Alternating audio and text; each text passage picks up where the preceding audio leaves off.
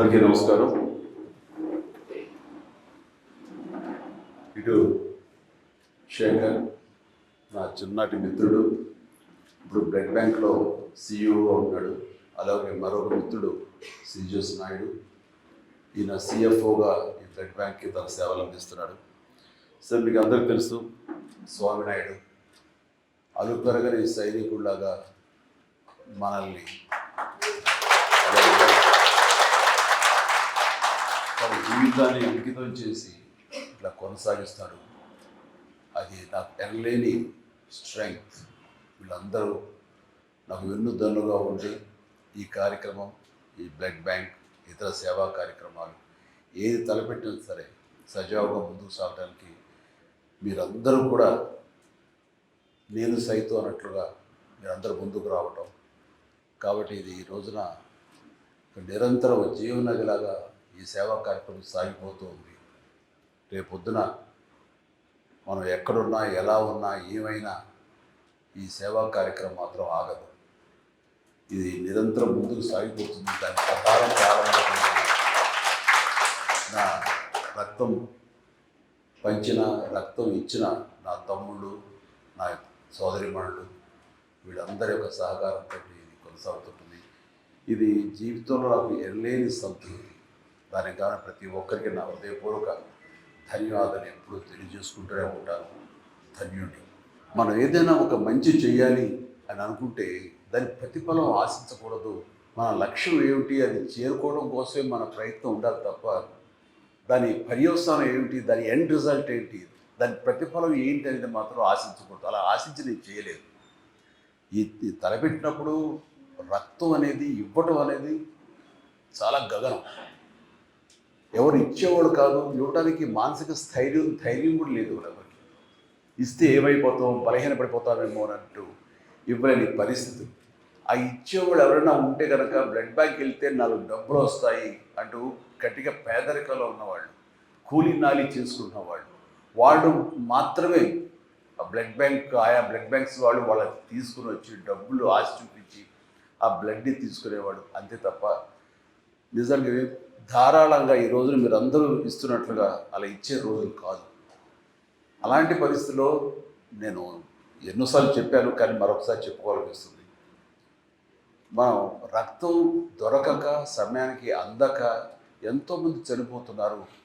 ఒక 2 బాటిల్స్ రక్తం దొరికితే కనుక ప్రాణాలు నిలబడేవి అని అన్ని పేపర్లో వచ్చినప్పుడు నాకు చాలా ఆశ్చర్యం వేసింది. అప్పుడు కూడా నాకు అవగాహన లేదు. నేను కూడా ఈ షూటింగ్ నిమిత్తం అలా ఉండి బిజీగా ఉండే ఆలోచనలో ఎప్పుడూ వాటి పక్క దృష్టి సారించలేదు. అది తెలుసుకున్న తర్వాత చాలా నిద్ర పట్టలేదు నాకు. యాక్సిడెంట్స్ అయ్యి కానీ, డెలివరీ సమయంలో అధిక రక్తస్రావం జరిగి కానీ, తలసేమియా వ్యాధిగ్రస్తులు కానీ, లుకేమియా వ్యాధిగ్రస్తులు కానీ ప్లేట్లెట్స్ లేక చనిపోతున్నారంటే నాకు చాలా బాధ అనిపించి, మనకి ఎంతోమంది అభిమానులు ఉన్నారు. వీళ్ళందరూ తలుచుకుంటే కనుక ఇది ఒక దేదీప్యమానంగా ముందుకు సాగిపోతూ ఉంటుంది. రక్తం లేని కొరత కొంతవరకైనా మన రాష్ట్రంలో తగ్గించే అవకాశం ఉంటుంది.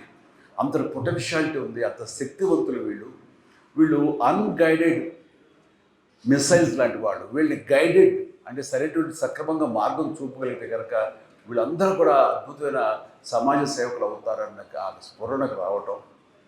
నేను కొంతమంది మిత్రులతోటి వాళ్ళతోటి బ్లడ్ బ్యాంక్ స్థాపించాలి అంటాం.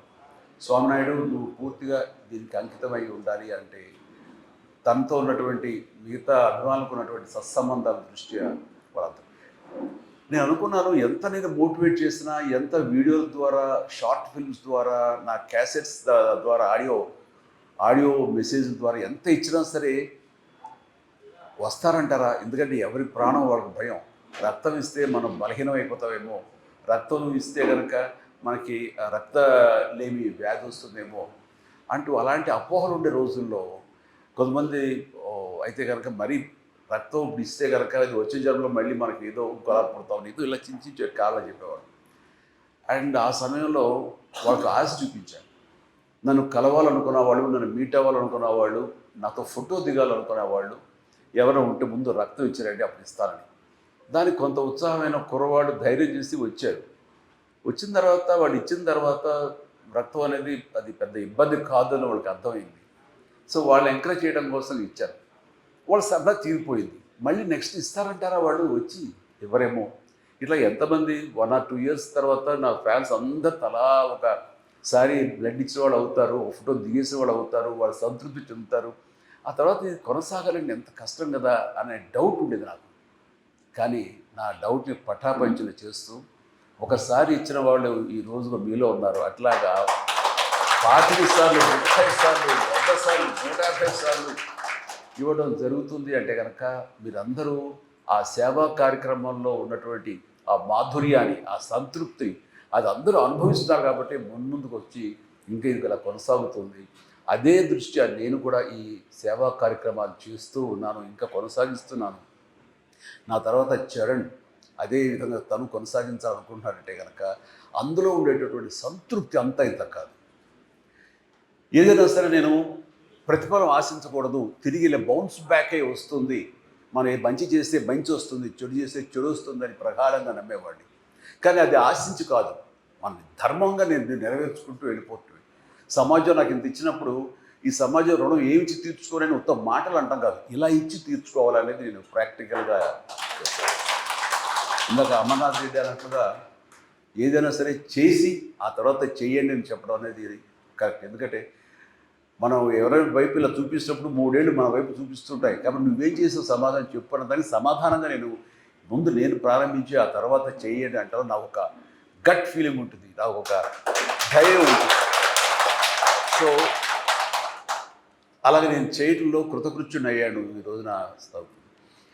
కానీ ఈ చేసే దాంట్లో మంచి తిరిగి ఎలాగ వస్తుంది, ఒక రక్షణ కవచంలాగా మనం ఎలా కాపాడుతుంది అనేది నేను చాలా ప్రాక్టికల్గా చదివి చూసాను. ఇలాంటి చాలామంది ఉంటారు, చాలామంది వాళ్ళ ప్రతిస్పందన నాకు దాకా చెప్పే అవకాశం ఉండకపోవచ్చు, నేను కూడా చేయలేకపోవచ్చు. కానీ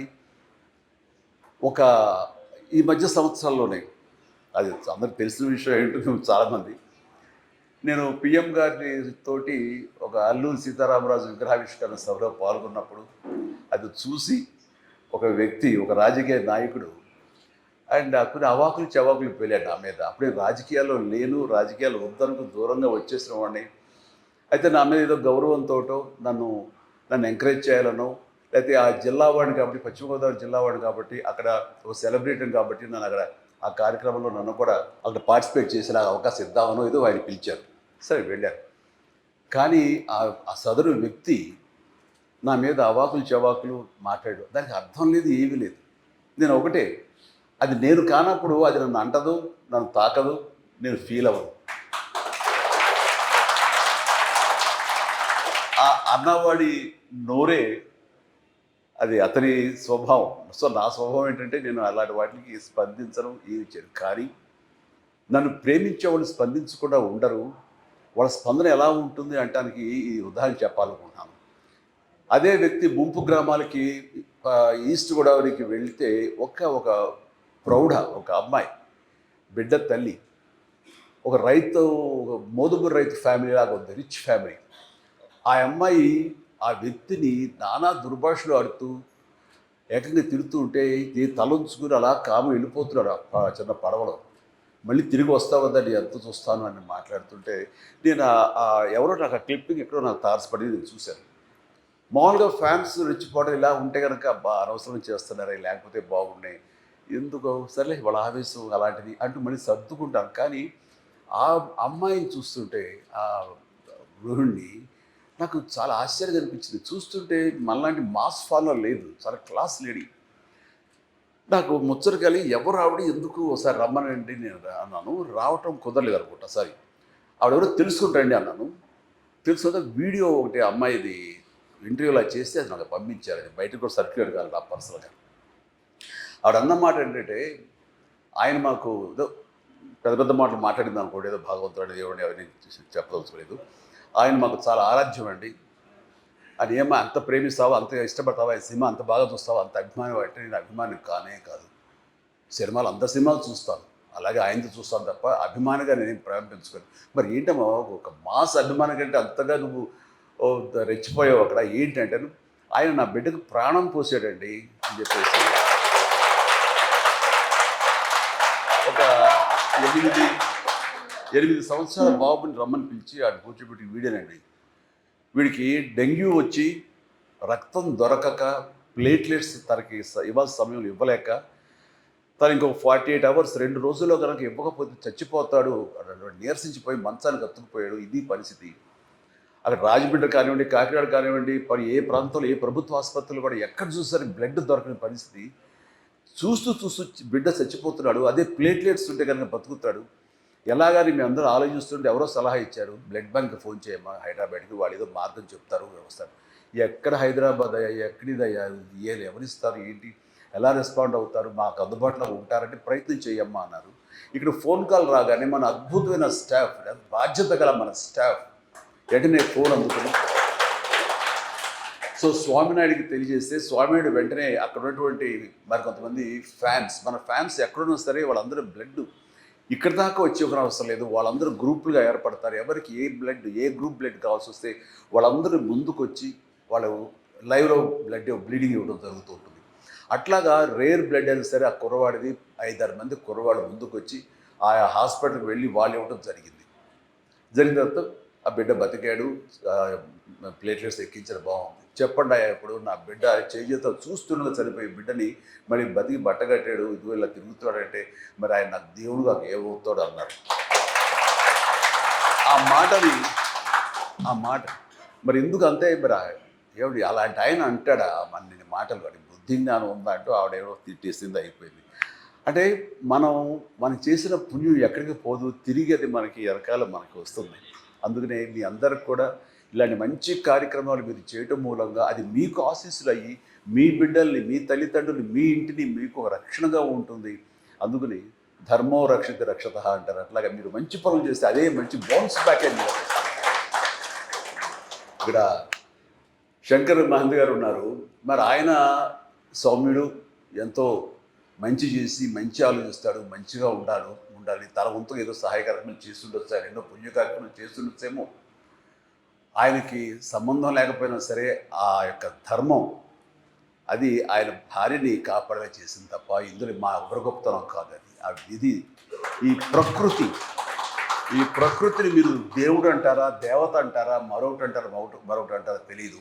ఈ power of this magnetism, power of this energy ఎప్పుడు మంచి అయితే మంచిగానే, నెగిటివ్ అయితే నెగిటివ్గానే ఎప్పుడు బౌన్స్ బ్యాక్ అవుతుంది. కాబట్టి మంచిగా ఆలోచించండి, మంచి చేయండి, సేవా కార్యక్రమాలు చేయండి, 10 మంది ఆశీస్సులు తీసుకొని ఇలాగ మీరు మీ కార్యక్రమాలు కానీ మీ దినచర్య కానీ ఉంటే కనుక ఖచ్చితంగా మీకు ఎనలేని సంతృప్తి ఇస్తుంది. శాంతంగా ఉంటారు, మనస్ఫూర్తిగా హాయిగా నిద్రపోతారు. నేను చేసేది అదే. చాలామంది అంటారు, ఏంటి ఇప్పుడు కూడాను ఇంత వయసులో కూడా ఏంటి మీరు అంత ఇదిగా ఉంటారు, అంత యంగ్ లుక్గా ఉంటారు. దీన్ని ప్రత్యేకించి ఎవరు చేసి కాదు, ఇది మనసు ప్రశాంతంగా పెట్టుకుంటాను. ఎవరు ఎన్ని రకాలుగా నన్ను ఆడిపోసుకున్నా, దుర్భాషలు ఆడినా, లేకపోతే అకారణంగా నన్ను ఏమైనా అన్నా సరే నేను పెద్ద రియాక్ట్ అవ్వను. అదే స్థితప్రజ్ఞ అంటే స్థితప్రజ్ఞ అనే పెద్ద మాట నేను వాడను, కానీ అది నాకు తగలవు. అది నేను కాదు కాబట్టి నేను దాన్ని ఓన్ చేసుకోకపోతే కనుక వాళ్ళ మాట నన్ను బాధించవు. అందుకని ఎప్పుడు మనసు ప్రశాంతంగా ఉంచుకుంటాను, హాయిగా నిద్రపోతాను, నాకు పని ఉంటే కష్టపడి పని చేస్తాను ఏ రోజుకి, అంతే తప్ప మరొకటి కాదు. అండ్ ఇంత ధైర్యంగా ఈ సేవా కార్యక్రమాలు కొనసాగుతూ ఉన్నానంటే అది మీరందరి సహాయ సహకారాలే. ఆ వ్యక్తి, ఆ గృహిణి ఆ మాట అన్న తర్వాత నేను కాదమ్మా, ఎవరైతే కనుక బ్లడ్ డొనేట్ చేస్తారో వాళ్ళు ఆ రక్తదాతలు నిజమైన దేవుళ్ళు, వాళ్ళు ప్రాణప్రదాతలు అని చెప్పి అదంతా కలిపి మీకే ఇస్తున్నాను, అది మీ పుణ్యం, అది నేను సంధానకర్త, నేను ఒక వెపన్ అంతే, మధ్యలో ఒక ఆలంబన అంతే తప్ప దీన్ని పూర్తి బాధ్యత, పూర్తి పుణ్యం, పూర్తి సంతృప్తి అంతా మీది. ఓకే, ఒక మంచి కార్యక్రమం మీతో చేయించగలుగుతున్నాను అన్న సంతృప్తి నేను ప్రతి దినం నేను ఫీల్ అవుతుంటాను. అండ్ ఈ కార్యక్రమానికి ప్రత్యేకించి మనం ఇలా మంచి పనులు చేస్తుంటే నా స్నేహితులు ఇద్దరు సిటీఓగాను, ఈయన ఒక చార్టెడ్ అకౌంటెంట్గా ఉండి, తన స్కూల్స్ ఉండి, ఆయన ఎడ్యుకేషనిస్ట్గా ఉంటూ ఇప్పుడు ఈ కార్యక్రమం చేస్తుంటే మాకు ఏదో జీవితకాలం అంతా ఏదో ఒక ఇలాంటి కార్యక్రమాలతో చేసుకుంటూ వచ్చాం, కానీ ఒక సంతృప్తి అనేది తెలియదు. నేను చెప్పాక సంతృప్తి, ఆ సంతృప్తి కోసం మేము పరితపిస్తున్నాం, ఏం చేయాలో తెలియట్లేదు. ఇక్కడ ఏదైనా ఒక పని ఉంటే చేస్తాం మాకు అని అన్నాం. ఇప్పుడు మీరు చాలా పెద్ద పెద్దోళ్ళు అయ్యా, ఇప్పుడు మిమ్మల్ని పోషించేంత శక్తి బ్లడ్ బ్యాంకు లేదు, మీరందరూ లక్షల్లో సంపాదించుకున్న వాళ్ళు, అది ఎవరంటే చిచ్చిచ్చే డబ్బు ప్రసక్తి కాదు, మేము సంపాదించుకున్న మాకు చాలు, ఇక్కడ ఉండి ఫ్రీ సర్వీస్ ఆనరీ జాబ్ ఏదో ఒకటి ఇస్తే కనుక ఫ్రీ సర్వీస్ చేస్తామంటూ ఇటు శేఖర్ కానీ స్వామినాయుడు కానీ మన స్వామి నాయుడు కానీ వీళ్ళందరూ ఉన్నారు అంటే ఇది ఈ పుణ్యంలో మా వంతు కూడా మేము సైతం అంటే వాళ్ళు ముందుకు వచ్చారు. వీళ్ళందరినీ మీ సభాముఖంగా నేను మనస్ఫూర్తిగా అభినందిస్తున్నాను. సో ఈ రోజున మీరు అందరూ వచ్చారంటే ఏం ఆశించి వచ్చి ఉంటారు? వీళ్ళలాగానే ఇందులో కూడా మనం పార్టిసిపేట్ చేయాలి. మన APTA American progressive Telugu association ఆ సంస్థ వాడు 3 రోజులుగా సదస్సు నిర్వహించారు. అందులో లాస్ట్లో నేను వెళ్ళటం జరిగింది. వాళ్ళందరూ కూడా నేను అదే వాళ్ళకి చెప్పాను. వాళ్ళల్లో ప్రత్యేకించి నేను సినిమా యాక్టర్గా ఉన్నవాడిని, కొద్ది కాలం పాటు పొలిటికల్గా ఉన్నా సరే, కార్పొరేట్ సంబంధించినటువంటి ఆ యంగ్ ఎంటర్ప్రినర్స్ సంబంధించినటువంటి సదస్సులో నేను ఏం మాట్లాడగలను? ఎంటర్ప్రినర్షిప్ కానీ కార్పొరేటివ్ అని అంటే వీటికి సరైన స్పెల్లింగ్ కూడా తెలియదు నాకు. నేను పూర్తిగా వ్యాపారాలు కానీ వీటికి కానీ చాలా దూరంగా ఉంటాను. కానీ నన్ను పిలిచారు కరెక్టేనా అని అన్నప్పుడు నేను వాళ్ళ దగ్గరికి వెళ్ళినప్పుడు ఒకటే మాట్లాడారు. నాకు ఇందాక వస్తూ గూగుల్ చేశాను, ఏంటి యంగ్ ఎంటర్ప్రినర్షిప్ అంటే ఏంటి, లక్షణాలు ఏంటి, ఎలాగా అనే దాని మీద తీసుకుంటే కొన్ని పాయింట్స్ ఉన్నాయి. అండ్ ఒక లక్ష్యం ఉండాలి మనకి, దాన్ని సాధించడానికి పర్సివరెన్స్ ఉండాలి, నిరంతర కృషి ఉండాలి, అండ్ డిటర్మినేషన్ ఉండాలి, పట్టుదల ఉండాలి. మనం ఒక్కోసారి ఓటమి పొందినా సరే అది ఏమాత్రం వెనకంజ వేయకూడదు. అండ్ మీరు తయారు చేసే కమ్యూనిటీ ఆల్రెడీ మార్కెట్లో ఉంది కదా, మనం ఏంటి కొత్తగా ఇవ్వగలం, ఏంటి కొత్తగా చేయగలం, ఏ డిసప్పాయింట్మెంట్ ఉండకూడదు. నీ ప్రోడక్ట్ మీద నీకు నమ్మకం ఉండాలి, బలమైన నమ్మకం ఉండాలి అంటూ ఇలా కొన్ని పాయింట్లు అనుకుంటే వాటి మీద ఏది మాట్లాడదాం అనుకుంటుండగా నాకు అనిపించింది ఇవన్నీ నేను ఆచరించినవే కదా. ఈ రోజున ఎంటర్ప్రినర్లో ఈ లక్షణం ఉండాలి అంటే నేను కార్పొరేట్ కాదు, నేను ఏదైనా ఒక బిజినెస్ మ్యాన్ కాను, కానీ సినిమా యాక్టర్గా వెళ్ళాలి అని నేను నిర్ణయం తీసుకున్న తర్వాత, సినిమాలో ఉండాలని నిర్ణయం తీసుకున్న తర్వాత ఈ పాయింట్ అన్నీ కూడా నేను ఆచరించానే. వీళ్ళకి చెప్పేటప్పుడు నేను ఆవిష్కరించుకుంటే సరిపోతుంది కదా అనిపించింది నాకు. అలాగే ఆ రోజు చెప్పాను, ఎవరో తెలీదు, ఎక్కడో తెలియదు, నేను మారుమూల ఎక్కడో మొగల్తూరులో ఉన్నాను. అయితే నాన్నగారితో పాటు ఆయా ఒంగోలు, పొన్నూరు, బాపట్ల, చీరాల ఇలాంటి చోట్ల నేను నాన్నగారితో పాటు స్కూలింగ్ అంతా చేశాను. అండ్ బాగా ఇందాక అమర్నాథ్ రెడ్డి చెప్పినట్టుగా అంత కడు పేదరికం కాకపోయినా సరే చాలా అప్రిషియేట్, వాళ్ళకి పట్టుదల కృషి ఉండబట్టే ఈ రోజున అతను అంత చదువుకొని అంత సమర్థత తాను సంపాదించుకోవాలి. అలాంటి వాళ్ళు చూస్తుంటే ఎస్, మన మనస్ఫూర్తిగా మనం అభినందించాలి. అండ్ నాకు అనిపించింది నేను కూడా అలాగే మామూలు సాదాసీదా లో మిడిల్ క్లాస్ ఫ్యామిలీ నుంచి వచ్చిన వాళ్ళం. అండ్ అక్కడికి వెళ్ళి మనం సాధించగలమా అనే అంటంలో ఆ ఇంట్రెస్ట్ ఉంది, ఎలా సాధించగలం నమ్మకం, బలీయమైన నమ్మకం, డౌట్ లేదు. అలా డౌట్ పెట్టుకుంటే ఏది సాధించరు. నేను చేయగలను, నా టాలెంట్ మీద నాకు నమ్మకం ఉంది. అప్పుడు గొప్పగా ఇప్పుడు చూస్తుంటే అప్పుడు చేస్తున్నటువంటి ఫిలిం యాక్టింగ్ చూస్తే కొంచెం నవ్వు వస్తుంటుంది, ఇంత ఎమర్జెన్సీగా చేశాను అని. కానీ అప్పట్లో అది చాలా గ్రేట్గా నేను డెలివరీ చేశాను ఫీలింగ్. అండ్ ఇందాక ఎంటర్ప్రినర్షిప్ గురించి చెప్తున్నప్పుడు బయట ఒక కమ్యూనిటీ ఆల్రెడీ ఉంది కదా, మన ఎవరు ఆదరిస్తారంటే ఈ ప్రత్యేకతను అందరూ పొందుపరిస్తే కనుక మన కన్జ్యూమర్స్ ఆటోమేటిక్గా దానికి అట్రాక్ట్ అవుతారు. అండ్ ఆల్రెడీ సినిమా ఇండస్ట్రీలో అద్భుతంగా డ్యాన్స్లు ఫైట్లు చేసే హీరోస్ ఉండగా నువ్వు వెళ్ళి కొత్తగా క్యాటర్ చేసేది ఏముంది, నువ్వు వెళ్ళి అక్కడ వాళ్ళని రాణించేలాగా అల్లించేలాగా చేసేది ఎలాగా అని డౌట్ లేదు నాకు. ఖచ్చితంగా పూర్వకాలంలో కొన్ని సినిమాల్లో సాంగ్స్ మినీ ఇంటర్వెల్స్ లాగా బయటికి వెళ్ళిపోయేవాడు దానికో. అండ్ అలాంటిది నేను వాళ్ళని వెళ్ళనివ్వకూడదు, అరెస్ట్ చేయాలి, వాళ్ళని నిలువరించాలి, కూర్చోబెట్టాలి, అది నా ప్రత్యేకత అనుకున్నాను. ఆ రకంగా నేను డ్యాన్స్లు ఫైట్లు ఎప్పట్లాగే గతంలాగే ఉన్నా సరే నా ప్రత్యేకత చూపించుకున్నాను. వాళ్ళు రిపీట్ అనేలా. ఇప్పుడు డిజిటల్గా ఇదైన తర్వాత ఇప్పుడు కుదరదు, కానీ ఇదివరకు రీల్స్ చేసి ప్రొజెక్ట్ దగ్గర మళ్ళీ రిమైండ్ చేసి మళ్ళీ ఎంచుకునేవాడు. ఆ రకంగా రిపీట్ చేయించుకోగలిగానంటే నా ప్రత్యేకత నేను చూపించగలిగాను. ఆ ప్రత్యేకత నాకు ఎంతటి పొజిషన్ తీసుకొచ్చిందంటే,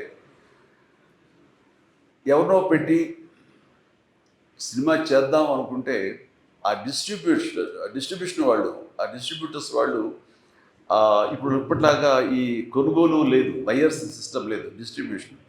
వాళ్ళు డబ్బులు ఇస్తేనే సినిమాలు తీసేవాడు. అందుకని వాళ్ళ కనుసన్నల్లో ఉండాలి, వాళ్ళ దయాభిక్ష మీద ఉండాలి. అలాంటి పరిస్థితుల్లో వాళ్ళు వచ్చిన తర్వాత ఇతనితోడైతే కనుక మేము ఇంత డబ్బులు ఇస్తాము, మిగతా ఎవరితోడైతే మాత్రం అంత బడ్జెట్ ఇవ్వలేము అని వాళ్ళు చెప్పినప్పుడు ఏంటి ఇంత ప్రత్యేకత అంటే, ఆడియన్స్ని రిపీట్గా వచ్చేలా చేస్తున్నాడు అయ్యా ఇతనైతేనే మా డబ్బులు గ్యారెంటీ, మినిమం గ్యారెంటీ ఉంటుంది, ఇతను పెట్టండి. సో ఈ సినీ పరిశ్రమ ముందుగా నన్ను ఆదరించింది కాదు, ప్రేక్షకులు ఆదరించారు, అభిమానులు నన్ను భుజాల మీద ఎత్తుకున్నారు. వాళ్ళు చేసింది చూసిన తర్వాత వీళ్ళ డిస్ట్రిబ్యూషన్ వాళ్ళు ఇక్కడ వాళ్ళ ఇన్ఫ్లుయెన్స్ తోటి ఇక్కడ ఆ స్థానం సుస్థిరమయ్యేలాగా ఉంది. ఆ తర్వాత ఈ కళాం తల్లి నన్ను హక్కును చేర్చుకుంది. కాబట్టి నేను ఎప్పుడు కూడాను మీ అభిమానులకి కృతజ్ఞునై ఉంటాను. ఆ కృతజ్ఞత భావంతోనే ఉంటాను. అండ్ అంత నమ్మకం మీ మీద ఉంది కాబట్టే ఈరోజు కూడా ఇంత బ్లడ్ డొనేషన్ అనేది, రక్తదానం అనేది సజావుగా సాగిపోతుందంటే కనుక అదంతా మీ సంకల్ప బలం. అండ్ నాకు ఈరోజు చాలా సంతోషంగా ఉంది. ఇలాంటి ఫ్రీక్వెంట్గా మనం కలుసుకుంటున్నాం. ఇంకా ఎంతోమంది ఇచ్చిన వాళ్ళు ఉన్నారు, వాళ్ళందరినీ ఇక్కడ అకామిడేట్ చేయలేక ఇవాళ కుదరలేదు, కానీ వాళ్ళందరినీ. అండ్ స్వామినాయుడు ఇలా ఫ్రీక్వెంట్గా అప్పుడప్పుడు చేస్తూనే ఉండు, నా అవైలబిలిటీని చూసుకుని. ఇంకొకసారి సమయాలు ఉంటే కనుక మన చరణ్ కూడా వస్తుంటాడు, చేస్తుంటాడు. So thank you.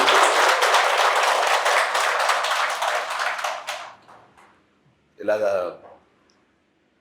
చాలా సంతోషం శంకర్ మహంతి గారు, మీ యొక్క ఎక్స్పీరియన్స్ మీరు చెప్పి చేశారు. ఆవిడ ఆరోగ్యం బాగుండాలి, మీరు అందరూ చాలా బాగుండాలని, మీరు ఇండస్ట్రీలో నిలదొక్కోవాలని ప్రయత్నం చేస్తున్నారు. ఖచ్చితంగా మీకు ఆ నమ్మకం పెట్టుకోండి, మీకు బాగుంటుంది.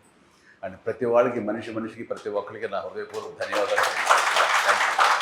సో నైస్ సార్, ఇది మీ ఇల్లు లాంటిది, ఎనీ టైం రావచ్చు, వచ్చినప్పుడల్లా రక్తం లాగేసుకుంటారేమో భయపడక్కర్లేదు. మీకు అనుకున్నప్పుడు, మీకు అనిపించినప్పుడు ఇస్తే బాగుంటుంది అనుకున్నప్పుడు డెఫినెట్గా ఇవ్వండి. ఆ ఎల్లేని సంతృప్తి ఇస్తుంది మీకు. Thank you so much. Love you all కార్యక్రమం.